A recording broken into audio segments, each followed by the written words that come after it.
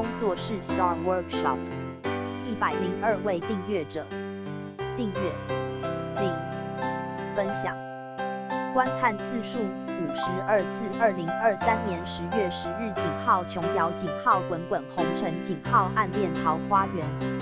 电影总编编看，华流超级巨星林青霞。林青霞，1954年11月3日，台湾影视演员、作家。1973年，年仅19岁的她以琼瑶的电影《窗外》正式出道，是1970年代后期台湾最著名的琼瑶式爱情片巨星之一，与秦祥林、秦汉、林凤娇并称二秦二林。1980年代中后期，她逐渐将重心移往香港影坛。1990年代在古装武侠电影中成功转型，东方不败是其最具代表性的电影角色。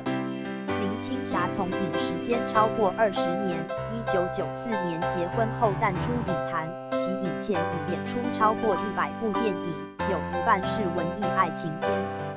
她曾于1976年以爱国抗日题材的电影《八百壮士》杨惠敏一角获得第22届亚洲影展最佳女主角，于1990年以《滚滚红尘》女作家沈韶华一角赢得第27届金马奖最佳女主角奖。2023年获颁第60届金马奖终身成就奖。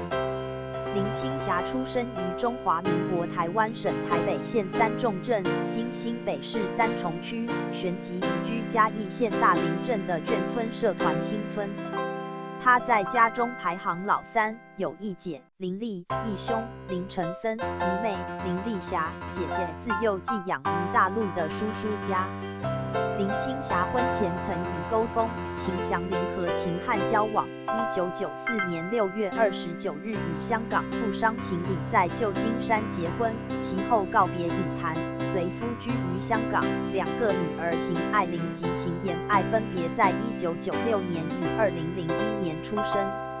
2011年出版第一本散文著作《窗里窗外》。2012年，为卡地亚与故宫合办的皇家风尚清代宫廷与西方贵族珠宝特展开幕剪彩。2013年1月，受邀为文化部阅读新浪潮首位文化大使。10月，世界影音遗产日抢救台湾老电影，担任守护大使。11月，受邀担任第50届金马奖颁奖嘉宾。2014年出版第